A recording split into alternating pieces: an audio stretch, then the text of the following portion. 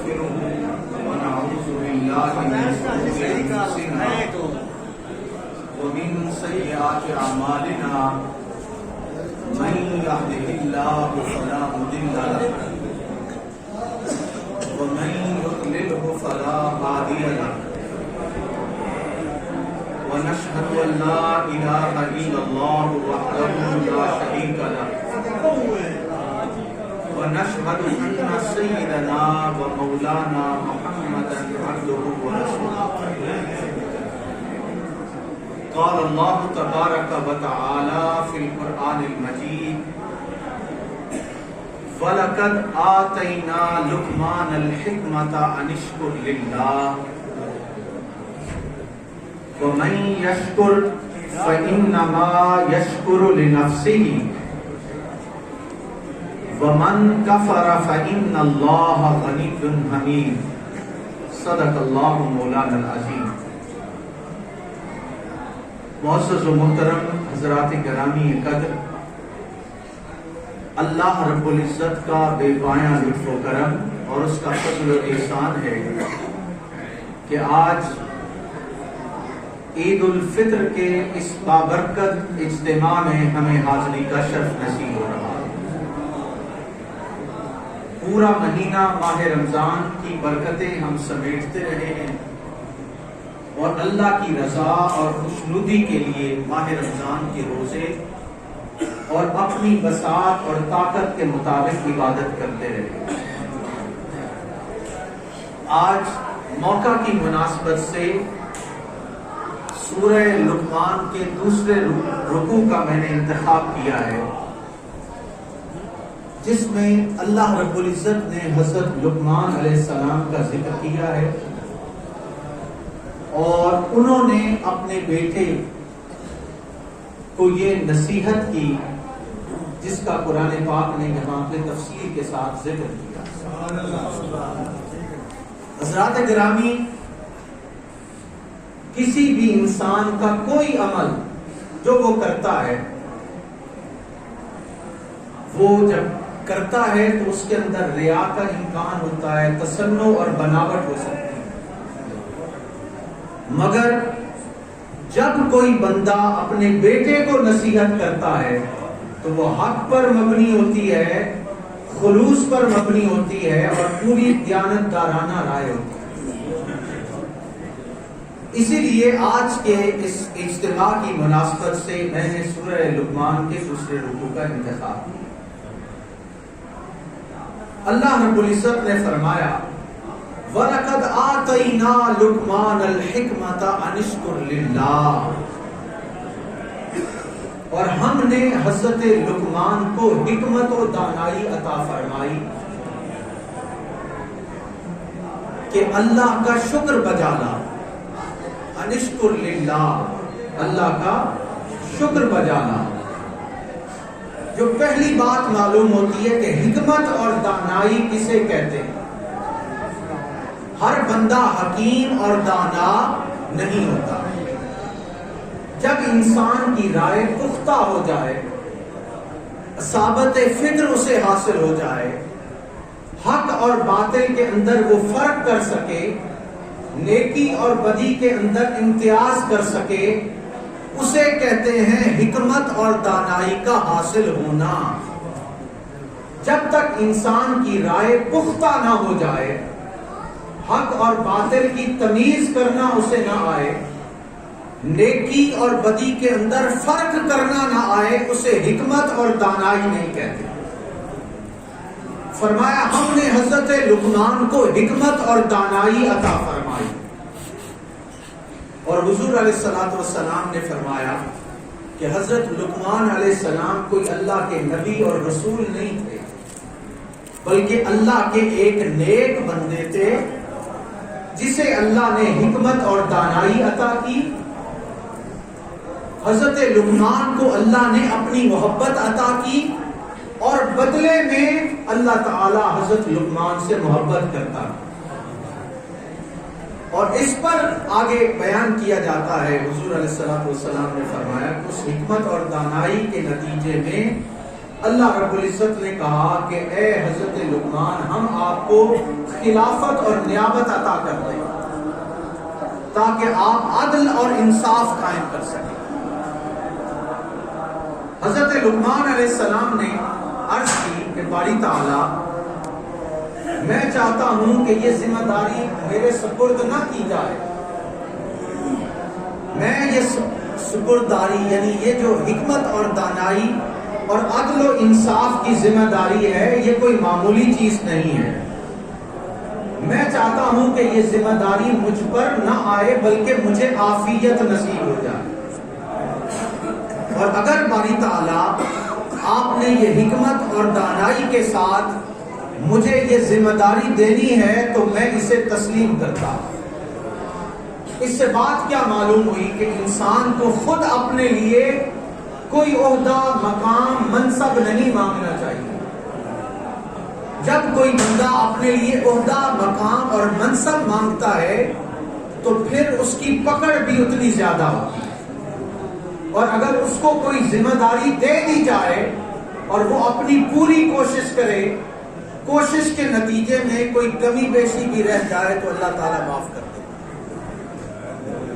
اب حضرت لقمان علیہ السلام نے جو اپنے بیٹے کو نصیحت کی، اللہ کو اتنی پسند آئی کہ پورا رکوع سورہ لقمان کے اندر انہوں نے اپنے بیٹے کو نصیحت کی، اور اسی نصیحت کا آج کے اس اجتماع میں نے انتخاب کیا۔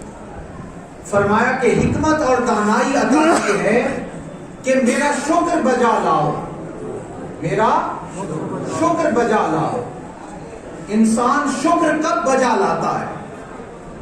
پہلی بات سمجھنے والی ہے کہ شکر تب بجا لایا جاتا ہے جب انسان کو اس بات کا ادراک اور سمجھ آ جائے کہ اللہ کے مجھ پر بڑے احسانات ہیں۔ اس بات کا اعتراف کرنا، اس بات کا اعتراف کرنا کہ اللہ نے مجھ پر بڑا کرم کیا ہے، اور اس اعتراف کے بعد اظہار شکر کرنا، یعنی شکر بجا لانا کہ باری تعالیٰ تیرے اتنے انعامات ہیں، اتنے احسانات ہیں، تیری اتنی کرم نوازیاں ہیں کہ میں تیرا شکر بجا لاتا۔ جب تک انسان کو اپنے اوپر ہونے والے انعامات و احسانات کا احساس نہیں ہوتا، وہ صحیح معنوں میں شکر بجا نہیں لاتا۔ یہاں پہ اسی بات کا ذکر ہے، اور آگے فرمایا وَمَن يَشْكُرْ فَإِنَّمَا يَشْكُرُ لِنَفْسِهِ، جو اللہ کا شکر بجا لاتا ہے وہ اپنے بھلے کے لیے شکر بجا لاتا ہے۔ اللہ کو تمہارا شکر تم ادا کرو یا نہ کرو کوئی فرق نہیں پڑتا۔ کوئی اللہ کی بندگی، اطاعت، تابع فرمانی کرے، اس کی بارگاہ میں کوئی فرق نہیں پڑتا۔ کوئی اس کا شکر بجا لائے یا نہ بجا لائے، وہ بے نیاز ہے، اسے کوئی فرق نہیں پڑتا۔ فَإِنَّمَا يَشْكُرُ لِنَفْسِهِ، اے میرے بندو، اگر میرا شکر بجا لاؤ گے تو یہ اپنے بھلے کے لیے۔ فَإِنَّ اللَّهَ غَنِيٌّ حَمِيدٌ، بے شک اللہ تعالیٰ بڑا بے نیاز اور بڑی تعریف کے لائق ہے، یعنی بے نیاز ہے، تم اس کی تعریف کرو یا نہ کرو، اس کو اس چیز کی ضرورت نہیں۔ تو پہلی بات یہ معلوم ہوئی کہ جس بندے کو حکمت اور دانائی مل جاتی ہے، جس بندے کو اس بات کا احساس ہو جاتا ہے کہ اللہ تعالیٰ نے مجھے انسان بنایا، بے شمار نعمتوں سے نوازا، مجھ پر بڑی کرم نوازی کی، مجھے ایمان اور اسلام کی دولت عطا کی، آنکھیں سلامت ہیں، ہاتھ سلامت ہیں، پاؤں سلامت ہے، صحت مند زندگی گزار رہا ہے، اللہ تعالیٰ نے اسے اولاد کی نعمت سے نوازا ہے، بے شمار انعامات و اکرامات ہیں۔ فرمایا جب اس چیز کا احساس ہو جائے تو وہ بندہ اللہ کا شکر بجا لاتا۔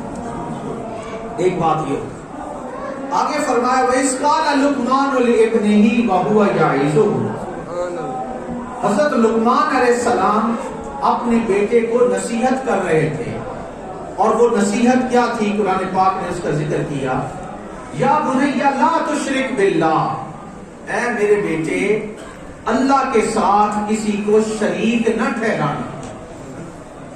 اور حضرات گرامی یاد رکھ لیجئے، جتنے انبیاء آتے رہے ان کی زندگی کا ایک ہی مقصد تھا، اللہ تعالیٰ کی توحید اور وحدانیت کا درس دینا اور لوگوں کے دلوں سے اور ان کی زندگیوں سے شرک کو باہر نکالنا، یعنی رد شرک، یہ ہر نبی کی دعوت تھی۔ اور حضرت لقمان علیہ السلام نے بھی یہاں پہ اسی بات کی طرف اشارہ کیا ہے کہ لا تشرک باللہ، اے میرے بیٹے اللہ کے ساتھ کسی کو شریک نہ ٹھہرانا، اس کی ذات میں، اس کی صفات میں، ہر حوالے سے اللہ تعالیٰ اپنی ذات میں یکتا ہے، اس چیز کا بیان فرمایا۔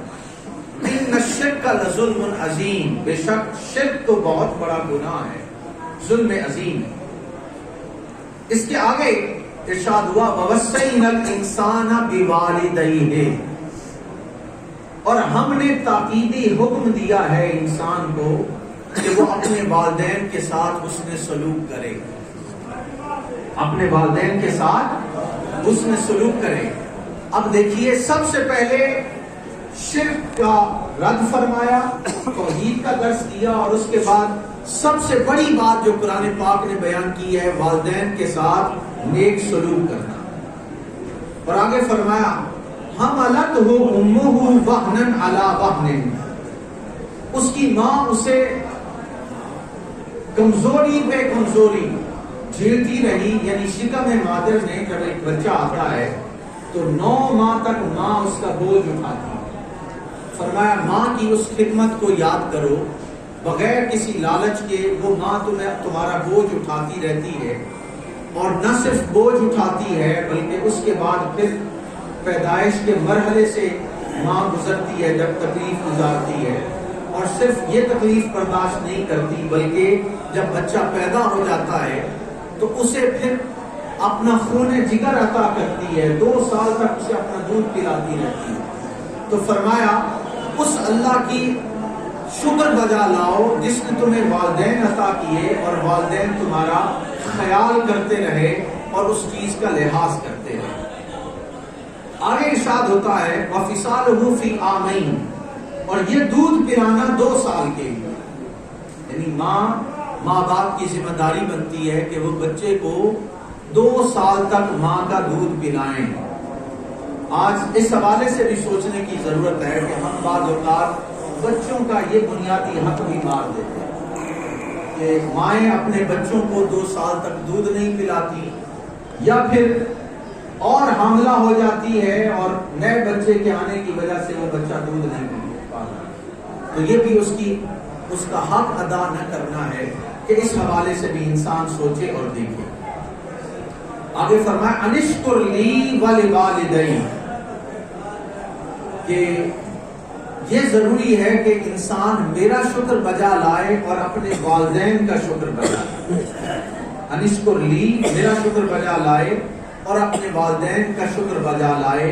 الی المصیر، اور میری طرف ہی تم سب نے پلٹنا ہے، میری طرف ہی تم سب نے پلٹنا ہے۔ اب یہاں پہ جو بڑی اہم بات ہے وہ ہے والدین کے ساتھ حسن سلوک کرنا۔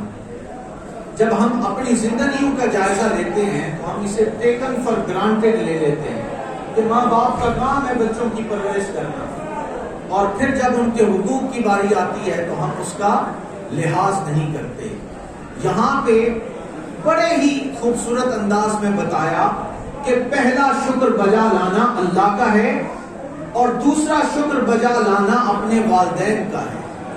یہ وہ والدین ہیں جنہوں نے تمہیں پالا پوسا جوان کیا۔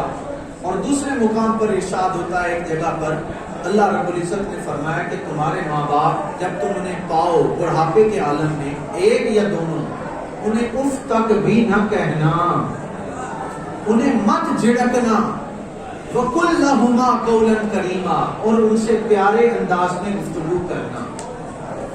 اب یہاں پہ آپ دیکھیے یہ جو کہا کہ اپنے والدین کو اف تک بھی نہ کہنا، یہ کیا چیز ہے؟ اف ایک جذبہ ہے، یا اسے کہنا چاہیے کہ یہ ایک ایکسپریشن ہے۔ جب انسان ناخوش ہے تو وہ کوئی بات نہیں کہتا بلکہ صرف کہتا ہے اف، جب کسی چیز سے تنگ آ جائے۔ جب ناراضگی کا اظہار کرے تو بڑا پولائٹ جو ایکسپریشن ہے وہ ہے اف، آپ نے کچھ کہا نہیں.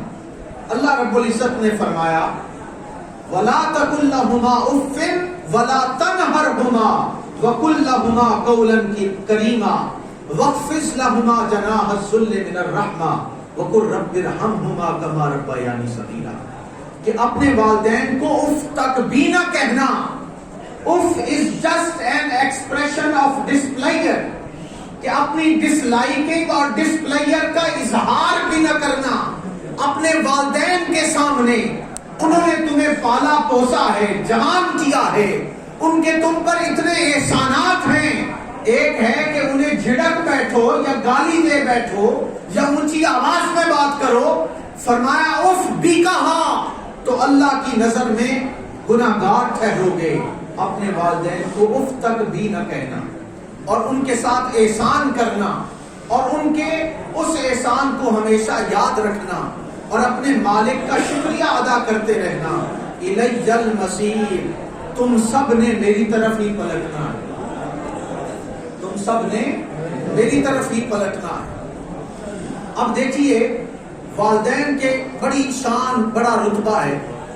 آگے فرمایا جا رہا ہے کہ جب قرآن پاک میں بے شمار مقامات پر ان کے حقوق کی بات آئی ہے اور حقوق کی یہاں تک بات آئی ہے کہ ایک صحابی حضور علیہ الصلوۃ والسلام کی خدمت میں حاضر ہوا اور اس نے کہا کہ من ابر، یا رسول اللہ صلی اللہ علیہ وآلہ وسلم سب سے زیادہ میرے حسن سلوک کا حقدار کون ہے؟ فرمایا تیری ماں. قال ثم من، وہ شخص کہنے لگا یا رسول اللہ پھر اس کے بعد سب سے زیادہ حسن سلوک کا اور اچھے برتاؤ کا حقدار کون ہے؟ فرمایا تیری ماں. اس نے پھر کہا کہ یا رسول اللہ پھر کون اچھے سلوک کا حقدار ہے؟ فرمایا تیری ماں. چوتھی بار پوچھا تو فرمایا تیرا باپ، سما ابو کا، تیرا باپ. تو اس سے یہ بات معلوم ہوئی کہ ماں کا حق باپ سے زیادہ ہے. ماں کا حق باپ سے زیادہ ہے کہ اس کا حق ادا کرے انسان اور ان کی نافرمانی نہ کرے، ان کا حسن سلوک کرے. اور اس میں یہ بڑی بات ہے کہ اگر بیمار ہو جائیں، اب یہ بات سمجھنے والی ہے، حسن سلوک ہے کیا چیز؟ بیمار ہو جائیں تو تیمارداری کرے، عیادت کرے، ان کی خدمت کرے، ان کو بیماری کی حالت میں نہ چھوڑے، کیونکہ اللہ کا فرمان ہے کہ میں بیمار ہو گیا تھا، تم نے میرے بندوں کی تیمارداری نہیں کی. بندہ کہے گا باری تعالیٰ تو سارے جہان کو شفا بخشنے والا ہے، تو بیمار کیسے ہو سکتا ہے؟ فرمایا فلاں بستی میں فلاں شخص بیمار تھا، اگر تو اس کی تیمارداری کو چلا جاتا تو مجھے وہاں پا لیتا. یہ عام انسان کی بات ہے کہ جب انسان کسی کی تیمارداری کرتا ہے، خبر گیری کرتا ہے، اس کے کام آتا ہے تو اسے اللہ مل جاتا ہے. اور جہاں پہ ماں باپ ہوں اور بیمار ہوں، ان کی خدمت کرنا، ان کی تیمارداری کرنا، ان کی خبر گیری کرنا اللہ تعالیٰ کی رضا کا حقدار بنا دیتا ہے. ایک بات یہ ذہن میں رکھ لیں. دوسری بات ہے کہ وہ اگر غریب ہیں، مفلس ہیں، اپنا خرچہ نہیں اٹھا سکتے تو ان کا خرچہ اور ان کی خدمت اور ان پر خرچ کرنا یہ ان کا حق ہے بنیادی طور پر. عجیب بات ہے کہ وہ ماں باپ جو ساری زندگی بچپن سے لے کے، پیدائش سے لے کے، بلکہ شکم مادر میں نطفہ اترتا ہے، ماں باپ اس کی حفاظت شروع کر دیتے ہیں کہ کہیں یہ نطفہ ضائع نہ ہو جائے. وہ ماں کے رحم میں اس بچے کا خیال رکھنا شروع کرتے ہیں. پیدائش ہوتی ہے، اس بچے کو پال پوس کر بڑا کرتے ہیں، جوان کرتے ہیں. فرمایا اب جب وہ بڑھاپے کے عالم کو پہنچ جائیں تو ان کی خبر گیری کرنا، ان کی تیمارداری کرنا، ان کے ساتھ اپنے آپ کو جوڑے رکھنا، اور اگر ان کے پاس اپنے اوپر خرچ کرنے کے لیے پیسہ نہیں ہے تو اپنی ساری دولت ان پہ لٹا دیں. یہ ہے ماں باپ کی خدمت. ہم اگر ان کو کوئی جوڑا کپڑوں کا لے دے دیں، ان کو دوائی لے دے یا صبح شام کبھی ہفتے میں مہینے میں ایک بار ان کے پاؤں دبا دیں تو سمجھتے ہیں ہم نے ماں باپ کا حق ادا کر دیا. فرمایا وَبِالْوَالِدَيْنِ إِحْسَانًا، فرمایا پہلی بات اہل ایمان پر لازم ہے کہ خدا کے ساتھ کسی کو شریک نہ ٹھہرائیں. اور بندو یاد رکھ لو کہ اللہ کی وحدانیت کے بعد حسن سلوک کا کوئی حقدار ہے تو تمہارے ماں باپ ہیں. ان کی خبرگیری کرنا، اپنا سب کچھ ان پہ لٹاتے رہنا، اور یہ خیال نہ آئے کہ کوئی احسان کر رہے ہو. یہ خیال نہ کر لینا کہ کوئی احسان کر رہے ہو. یہ ان کا حق تھا، تم حق ادا کر رہے ہو. یہ اللہ کا حکم ہے، تم اللہ کا حکم ادا کر رہے ہو. اور تیسری جو اہم بات یہاں پہ سمجھنے والی ہے وہ یہ بھی ہے کہ بعض اوقات ماں باپ کا رویہ آپ کے ساتھ مثالی نہیں ہوتا. ماں باپ آپ کے ساتھ اچھا سلوک نہیں کرتے، وہ آپ کو ڈانٹتے ہیں، ڈپٹتے ہیں. انہوں نے آپ کے ساتھ اچھا برتاؤ نہیں رکھا، ظلم کیا، زیادتی کی، تو اب کیا تم ان کا ساتھ چھوڑ دو گے؟ کہا نہیں. والدین ظلم اور زیادتی بھی کر بیٹھے تو خندہ پیشانی سے پیش آنا، ان کی خدمت کرتے رہنا. وہ ان کا معاملہ تھا، تمہارے اوپر لازم ہے کہ سر اٹھا کے ان سے بات بھی نہ کرنا، سر جھکائے رہنا، ان کا ممنون و احسان مند رہنا، کیونکہ یہ اللہ کا حکم ہے. اب یہ بات سمجھنے کے بعد آگے ہم بڑھتے ہیں. ایک اور چیز کی طرف توجہ دلائی، وَإِن جَاهَدَاكَ عَلَىٰ أَن تُشْرِكَ بِي مَا لَيْسَ لَكَ بِهِ عِلْمٌ فَلَا تُطِعْهُمَا. اب والدین کے پورے قرآن پاک کا اسلوب ہے. اللہ تعالیٰ نے جہاں اپنی وحدانیت کی بات کی ہے، توحید کی بات کی ہے اور رد شرک کی بات کی ہے، وہاں والدین کی بات کی ہے. اس کے بعد تو یہاں پہ ایک اہم پہلو کی طرف ایک غلط فہمی کا ازالہ بھی کر دیا کہ والدین کی تابع فرمانی، ان کی خدمت کرنا، ان کا حکم ماننا اس وقت تک ہے جب تک وہ اللہ کے احکام کے خلاف کوئی بات نہ کہے. اللہ کے احکامات کے خلاف کوئی بات نہ کہیں تو ان کی بات ماننی ہے. وَإِن جَاهَدَاكَ عَلَىٰ أَن تُشْرِكَ، اور اگر وہ تمہارے ساتھ لڑائی کر بیٹھے، جھگڑ بیٹھے کہ اللہ کے ساتھ کسی کو شریک ٹھہرا دو یا ایمان کو چھوڑ دو، مشرک ہو جاؤ، کافر ہو جاؤ. وَإِن جَاهَدَاكَ عَلَىٰ أَن تُشْرِكَ بِي مَا لَيْسَ لَكَ بِهِ عِلْمٌ، وہ تمہیں کہتے ہیں کسی کو اللہ کے ساتھ شریک ٹھہرا لو جس کا تمہیں علم نہیں ہے، فَلَا تُطِعْهُمَا، تو پھر ان کی بات نہ ماننا.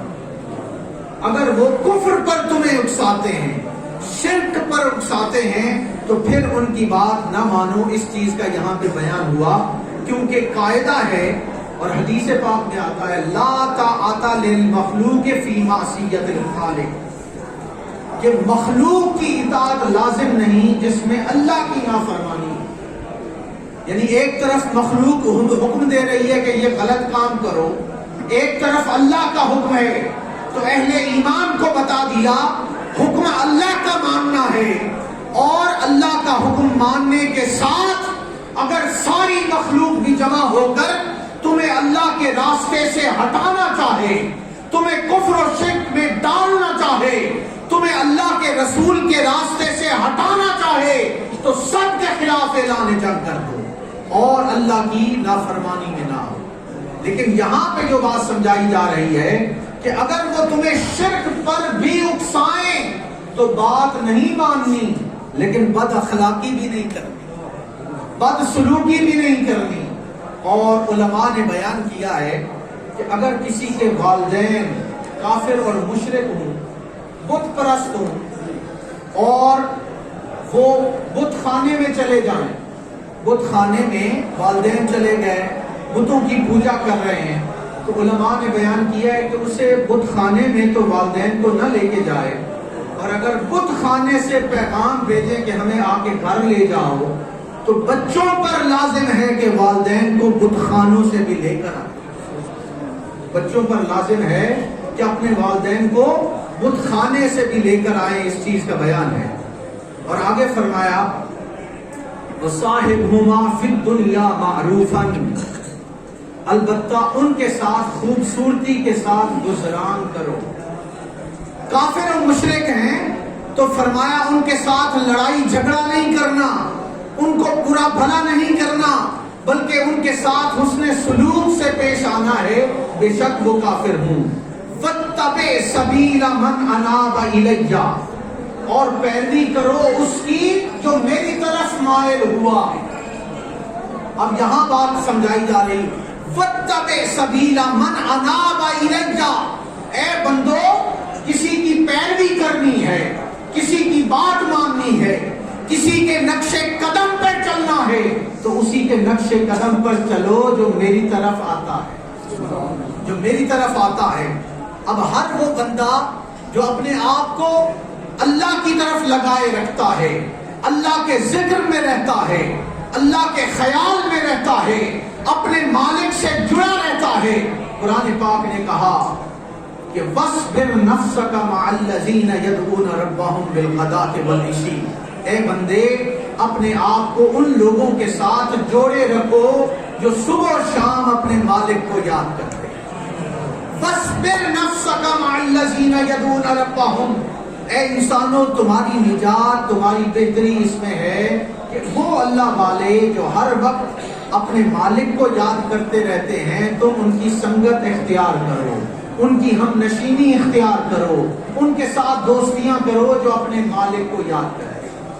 یاد رکھیے کہ جو اپنے مالک کے ساتھ مخلص ہوتا ہے اس پر انوار الہیہ کی بارش ہوتی ہے، اس کی سوچ تمہاری سوچ بن جائے گی، اس کے ساتھ اٹھنا بیٹھنا تمہیں بھی ایک رنگ دے دے گا، تمہیں بھی ایک رنگ دے دے گا۔ حدیث پاک میں آتا ہے ہم القوم لا یشقی بہم جلیس، کہ اللہ والے وہ لوگ ہیں جو ان کے ساتھ اٹھتا بیٹھتا ہے، ان کے ساتھ دوستی کرتا ہے، ان کی بات سنتا ہے، ان کی پیروی کرتا ہے، ان کی بات مانتا ہے۔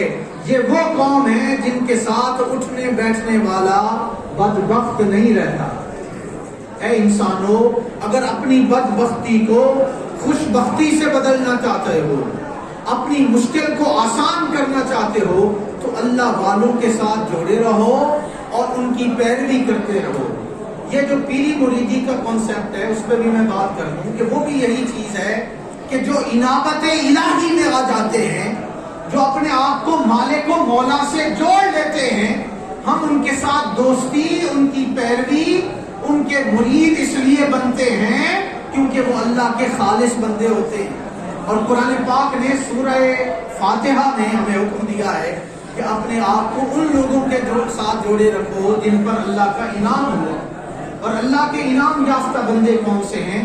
اولئک الذین انعم اللہ علیہم من النبیین والصدیقین والشہداء والصالحین وحسن اولئک رفیقا۔ تو فرمایا جو اللہ کی طرف مائل ہو جاتے ہیں، جن کا جھکاؤ اللہ کی طرف ہوتا ہے، جن کی ترجیح اول خدا ہوتا ہے، جو ہر چیز سے پہلے اپنی پرائرٹی خدا کو بنا لیتے ہیں، اپنے آپ کو ان کی غلامی میں، ان کی سنگت میں، ان کی معیت میں، ان کی دوستی میں لگا لو، وہ تمہارے لیے مفید ہوگا۔ اب یہاں پہ میں بڑی اہم بات کی طرف آپ کی توجہ دلانا چاہتا ہوں جو حضرت سعد بن ابی وقاص رضی اللہ تعالیٰ عنہ نے بیان کیا۔ یہ جو آیت آئی نا کہ اگر وہ تمہیں شرک پر اکسائیں تو ان کی پیروی نہ کرنا، حضرت سعد بن ابی وقاص بیان کرتے ہیں کہ یہ آیت میرے حق میں نازل ہوئی۔ حضرت سعد بن ابی وقاص بیان کرتے ہیں کہ یہ آیت میرے حق میں نازل ہوئی، اور وہ کہتے ہیں کہ جب اللہ تعالیٰ نے مجھے ایمان کی دولت سے مالا مال کیا تو میری ماں کو یہ بات پسند نہیں آئی۔ ماں نے کہا بیٹا جب تک تو دین اسلام چھوڑ نہیں دیتا نہ میں کچھ کھاؤں گی نہ پیوں گی۔ کہتے ایک دن گزر گیا، میری ماں نے ایک گھونٹ پانی کا نہیں پیا، ایک لقمہ نہیں کھایا۔ دن گزر گیا، میں کہتا رہا ماں کچھ کھا لو کچھ پی لو۔ ماں نے کہا نہیں کھاؤں گی، اپنے آپ کو ہلاک کر ڈالوں گی اور لوگ تمہیں کہیں گے کہ یہ ماں کا قاتل ہے۔ جب میری بات مانو، جب میں بھوک ہڑتال کرتی ہوں اسی طرح مر جاؤں گی۔ کہتے دن گزر گیا، رات گزر گئی، اگلا دن گزر گیا، نہ کچھ کھایا نہ کچھ پیا، رات گزر گئی، نہ کچھ کھایا نہ پیا۔ ماں مجھے کہنے لگی بیٹا میری بات مان لو تب کھاؤں گی۔ بیٹے نے کہا، جب ماں کا بہت اصرار بڑھا تو الفاظ ہیں جو حضرت سعد بن ابی وقاص سے مروی ہیں، وہ میں آپ کے سامنے رکھنا چاہتا ہوں۔ انہوں نے کہا کہ یا اماں تعلمین واللہ لو کانت لک مئۃ نفس فخرجت نفسا نفسا نفسا۔ سعد بن ابی وقاص کہتے ہیں اے میری ماں، اگر تیری 100 جانیں ہوں اور ایک تمہاری جان نکل جائے، پھر دوسری جان نکل جائے، پھر تیسری جان نکل جائے، اور تو مجھے کہے کہ اللہ کا راستہ چھوڑ دے، دین اسلام چھوڑ دے، محمد عربی کا ساتھ چھوڑ دے، خدا کی عزت کی قسم میں 100 ماں قربان کرنے کو تیار ہوں، دین اسلام نہیں چھوڑ سکتا۔ سبحان اللہ، دین اسلام نہیں چھوڑ سکتا۔ اللہ کو یہ بات اتنی پسند آئی کہ اسے قرآن کا موضوع بنا، اسے قرآن کا موضوع بنا دیا۔ اب یہاں پہ یہ بات معلوم ہوئی کہ اس سارے کے باوجود ہمارا ماں باپ کے ساتھ رویہ جو ہے وہ بڑا مثالی ہونا چاہیے، ہمیں ان کے ساتھ خندہ پیشانی سے پیش آنا چاہیے، مربت و احسان والا رویہ ہونا چاہیے، اور کسی بھی صورت میں ماں باپ بے شک بڑے گناہ گار ہوں، بڑے فاسق و فاجر ہوں، اللہ کی حدود کو توڑنے والے ہوں، وہ ہوں گے اپنی جگہ پر، لیکن تمہارے ماں باپ ہیں، تم نے ان کے ساتھ حسن سلوک کرنا۔ اب یہ جو آگے فرمایا وَاتَّبِعْ سَبِيلَ مَنْ أَنَابَ إِلَيَّ، اس کی پیروی کر جو میری طرف جھک گیا، جو میری طرف آ گیا۔ مفسرین بیان کرتے ہیں کہ یہاں اس سے مراد سیدنا صدیق اکبر، اس سے مراد کون ہے؟ وَاتَّبِعْ سَبِيلَ مَنْ أَنَابَ إِلَيَّ، اور اس کی طرف اس کی اطاعت کر، اس کی اتباع کر جو میری طرف جھک گیا۔ وہ جھکنے والے سیدنا صدیق اکبر ہیں۔ روایات میں آتا ہے کہ جب سیدنا صدیق اکبر رضی اللہ تعالیٰ عنہ نے اسلام قبول کیا تو سعد بن ابی وقاص، عبد الرحمن بن ابی عوف، حضرت سلمان، حضرت طلحہ، حضرت زبیر، حضرت سعید، یہ بڑے بڑے قریشیوں کے سردار تھے، کافر تھے، اسلام قبول نہیں کیا۔ یہ حضرت سیدنا صدیق اکبر کی بارگاہ میں گئے اور کہا سیدنا صدیق اکبر، سنا ہے محمد عربی کی دوستی نے تمہیں مسلمان بنا دیا، یہ بات سچ ہے؟ کہا ہاں۔ سعد بن ابی وقاص، حضرت طلحہ، حضرت عبد الرحمن بن عوف، حضرت سعید، اے قریش مکہ کے سرداروں، میں نے محمد عربی کی نبوت کی تصدیق کر لی ہے۔ یہ سارے قریش مکہ کے سردار جب انہوں نے حضرت سیدنا صدیق اکبر کی یہ بات سنی تو با جماعت کھڑے ہو گئے اور سیدھے تاجدار کائنات کی بارگاہ میں حاضر ہو گئے۔ کہا سیدنا صدیق اکبر نے اسلام قبول کر لیا ہے، ہم بھی اپنے آپ کو آپ کی غلامی میں لیں۔ وَاتَّبِعْ سَبِيلَ مَنْ أَنَابَ إِلَيَّ، جو اپنے آپ کو اللہ کی طرف جھکا لے تم بھی اپنے آپ کو اس کی طرف لے جاؤ۔ یہاں پہ اس بات کی طرف اشارہ ہے فَأُنَبِّئُكُمْ بِمَا كُنْتُمْ تَعْمَلُونَ ثُمَّ إِلَيَّ مَرْجِعُكُمْ۔ اے انسانوں یاد رکھو، تم جتنی غفلت میں رہنا چاہتے ہو رہ لو، کفر و شرک میں رہنا چاہتے ہو رہ لو، اللہ کی نافرمانی کرنا چاہتے ہو کر لو، ثُمَّ إِلَيَّ مَرْجِعُكُمْ، پلٹنا میری ہی طرف ہے، آنا میری طرف ہی ہے۔ اس سے پہلے کہ تمہیں شرمساری کا سامنا کرنا پڑے، اس سے پہلے اپنے آپ کو دین اسلام میں پختہ کر لو۔ فَأُنَبِّئُكُمْ بِمَا كُنْتُمْ تَعْمَلُونَ، پھر میں تمہیں بتاؤں گا اے انسان تم کیا کیا کرتے رہے۔ فَأُنَبِّئُكُمْ بِمَا كُنْتُمْ تَعْمَلُونَ، میں بتاؤں گا تم کیا کرتے رہے ہو۔ ایک خدا کا بتانا ہے، اور یاد رکھ لیجئے قرآن پاک میں آتا ہے 14ویں اور 15ویں پارے میں شاید کہ اللہ رب العزت نے ہر انسان کے ساتھ ایک کتاب اس کی گردن میں لٹکا دی ہے۔ ہر بندے کی گردن میں ایک کتاب لٹکا دی ہے، انسان ذرا برابر نیکی کرے یا برائی کرے اس کتاب میں لکھ لی جاتی ہے۔ گلے میں ایک کتاب لٹکا دی گئی ہے اور اس میں ہر نیکی، ہر بدی، ہر اچھائی، ہر برائی لکھ دی جاتی ہے. اور جب قیامت کا دن ہوگا انسان کا نام لے کر پکارا جائے گا، اے فلاں شخص اپنی گردن سے وہ کتاب اتار اور ساری خلق خدا کے سامنے جو کچھ کرتے رہے ہو اب پڑھ کر سنا. انسان کو پڑھ کے سنانا پڑے گا. اس وقت آنے سے پہلے ہمیں اپنے اعمال کی اصلاح کرنی ہے، اس سے پہلے کہ اللہ ہمیں بتائے ہم کیا کرتے رہے ہو.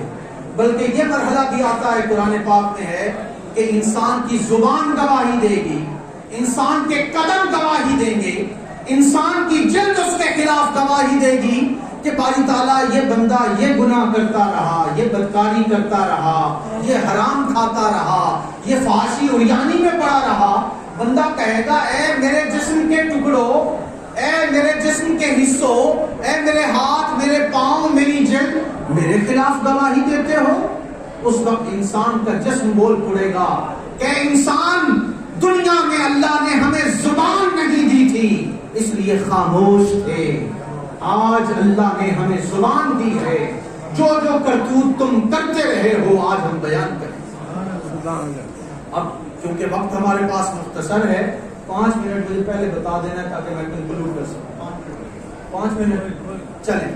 میں اب اختصار کے ساتھ یہ نصیحت مکمل کرنا چاہتا ہوں. فرمایا یا بنی انہا ان تکن مثقال حبۃ من خردل فتکن فی صخرۃ او فی السماوات او فی الارض یأتی بها اللہ ان اللہ لطیف خبیر. اے میرے بیٹے، اگر تو کوئی چیز رائی کے دانے کے برابر بھی وزنی ہے، یا پھر یعنی رائی کے دانے کے برابر کوئی وزنی چیز اچھائی یا برائی کی کرتے ہو، وہ برائی تم کسی چٹان کے اندر کرتے ہو، یعنی پہاڑ ہے نا، پہاڑ کے اندر چھپ کے کرتے ہو، آسمان میں کرتے ہو یا زمین میں کرتے ہو، یأتی بها اللہ، اللہ تعالیٰ وہ رائی کے دانے کے برابر نیکی یا برائی تمہارے سامنے لے آئے گا. ان اللہ لطیف خبیر، اللہ تعالیٰ بڑا باریک بین ہے، بڑا باخبردار ہے. انسان مت سمجھنا کہ تو گناہ کر کے اللہ سے چھپ جائے گا، تو بدی کر کے اللہ کے شکنجے سے بچ جائے گا، ایسا ممکن نہیں. خیال کرو ماہ رمضان میں تم کمرے میں تنہا ہو کر پانی کا ایک گھونٹ نہیں پیتے کہ اللہ دیکھ رہا ہے. گناہ کی طرف قدم کیسے بڑھاتے ہو، اپنے ہاتھ سے حرام کیسے کماتے ہو، اپنی اولاد کو حرام کیوں کھلاتے ہو، خواب غفلت میں اپنی زندگی کیوں گزارتے ہو. ان چیزوں کو اپنے سامنے رکھنا ہوگا اور اپنی اصلاح کرنی ہوگی. بات میں ختم کر رہا ہوں 2-3 منٹ میں. فرمایا یا بنی اقم الصلاۃ وامر بالمعروف وانہی عن المنکر. اے میرے بیٹے، نماز صحیح طریقے سے ادا کیا کر، نماز صحیح طریقے سے ادا کیا کر. اب دیکھیے 2 پہلو ہیں جو انسان کی زندگی میں امپورٹنٹ ہے. 2 ذمہ داریاں ہیں ہر انسان کی، ایک اپنی ذات کی اور ایک ہے دوسروں کی اصلاح کی. دونوں کا ذکر کیا. اقم الصلاۃ، نماز پڑھنا سیکھ لے. نماز کے اندر اپنے آپ کو اس طرح پیش کرو کہ خدا کی ذات تمہیں دیکھ رہی ہے. ان تعبد اللہ کأنک تراہ، عبادت یوں کر کے اللہ تمہیں دیکھ رہا ہے. اور اگر تمہارا ایمان اتنا پختہ نہیں تو خیال کر ان تعبد اللہ کأنک تراہ، اس طرح عبادت کر کہ تو اللہ کو دیکھ رہا ہے. اور اگر یہ پاسبل نہیں تو یہ خیال کر اللہ کی ذات تمہیں دیکھ رہی ہے. وَأْمُرْ بِالْمَعْرُوفِ وَانْهَ عَنِ الْمُنْكَرِ، نیکی کا حکم دے، برائی سے روک. وَاصْبِرْ عَلَىٰ مَا أَصَابَكَ، یہ بہت بڑا کام ہے، نیکی کا حکم دینا، برائی سے روکنا. اللہ رب العزت کے پیارے حبیب کا فرمان ہے من رأى منکم منکرا فلیغیرہ بیدہ، تم میں سے جو کوئی برائی کو دیکھتا ہے اسے اپنے ہاتھ سے روکے. فإن لم يستطع فبلسانہ، اور اگر اتنی طاقت نہیں، اتنی بساط اور جرأت نہیں تو برائی، بدی، فحاشی اور جانی کے خلاف اپنی آواز کو بلند ختم کرو, معاشرے سے ختم کرنے کے لیے اپنا کردار ادا کرو. فَإِن لَمْ يَسْتَطِعْ فَبِقَلْبِهِ وَذَلِكَ أَضْعَفُ الْإِيمَانِ. اور اگر برائی کے خلاف, بدی کے خلاف, منکر کے خلاف آواز بھی نہیں اٹھا سکتے تو کم از کم اپنے دل میں برا جانو, اور یہ ایمان کا کمزور ترین درجہ ہے. فرمایا وَاصْبِرْ عَلَىٰ مَا أَصَابَكَ. جب تم دین حق کی دعوت لے کر اٹھو گے, جب تم نیکی کا حکم دو گے, برائی سے لوگوں کو روکو گے, تو لوگ تمہارے دشمن بن جائیں گے, تمہارے راستے میں روڑے اٹکائیں گے, تمہارے لیے مسائل کریٹ کریں گے. فرمایا مت گھبرانا. یہ معروف اور منکر کی دعوت لے کر حضرت آدم بھی آئے تھے, حضرت نوح بھی آئے تھے, حضرت موسیٰ بھی آئے تھے, حضرت عیسیٰ بھی آئے تھے, اور تاجدار کائنات محمد مصطفیٰ بھی آئے تھے. اور اپنے چچا کو کہا تھا, میرے چچا, یہ لوگ اگر میرے ایک ہاتھ پر سورج رکھ دیں اور ایک ہاتھ پر چاند رکھ دیں اور مجھے کہیں کہ میں برائی کے کرنے سے منع نہ کروں تو میں اس سے باز نہیں آؤں گا, میں یہ کرتا رہوں گا, میں اپنی جان قربان کر دوں گا. انبیاء کے بعد ہر مسلمان کی یہ ذمہ داری ہے کہ وہ نیکی کا حکم دے, برائی سے روکے. ان ذالک من عزم الامور. یہ بڑے عظیم کام ہیں اور عزیمت پر چلنے والے ہی یہ کام کرتے ہیں. آخر میں 2 آیتیں رہ گئی ہیں, ان کا صرف ترجمہ عرض کر کے اجازت چاہوں گا. فرمایا وَلَا تُسَائِرْ خَدَّكَ لِلنَّاسِ. اور تکبر کرتے ہوئے اپنے رخسار نہ پھیر دیا کرو. غرور کرتے ہوئے, اپنے آپ کو بڑا بندہ سمجھ کے, زمیندار سمجھتے ہوئے, صنعتکار سمجھتے ہوئے, بڑے عہدے پہ رہنے والے لوگوں سے اپنے چہرے نہ پھیر لیا کرو غرور اور تکبر سے. وَلَا تَمْشِ فِي الْأَرْضِ مَرَحًا. اور نہ زمین پر اکڑ کے چلنا, نہ اترا کے چلنا. ان اللہ لا يحب كل مختال فخور. بے شک اللہ تعالیٰ گھمنڈ کرنے والے اور فخر کرنے والے کو پسند نہیں کرتا. وَاقْصِدْ فِي مَشْيِكَ وَاغْضُضْ مِنْ صَوْتِكَ. اور درمیانی راہ سے زمین پر چلا کرو. وَاغْضُضْ مِنْ صَوْتِكَ. اپنی آواز پست رکھا کرو جب لوگوں سے بات کرو. إِنَّ أَنْكَرَ الْأَصْوَاتِ لَصَوْتُ الْحَمِيرِ. سب سے وحشت انگیز جو آواز ہے وہ گدھے کی آواز ہے. تو بات کیا معلوم ہوئی کہ اپنی آواز کو نرم رکھنا چاہیے, شیریں انداز میں گفتگو کرنا چاہیے, تکبر اور غرور سے اپنے آپ کو بچانا چاہیے. حدیث قدسی میں آتا ہے, اللہ رب العزت نے فرمایا کبریائی, عظمت, فخر, تکبر, کبریائی میری چادر ہے, اور جس نے مجھ سے چھیننے کی کوشش کی میں اسے پاش پاش کر دوں گا. انسان کو عاجزی اور انکساری زیب دیتی ہے. اللہ رب العزت ہمیں عاجز و منکسر بنائے اور حضرت لقمان علیہ السلام کی نصیحت پر عمل کرنے والا بنائے. السلام علیکم ورحمۃ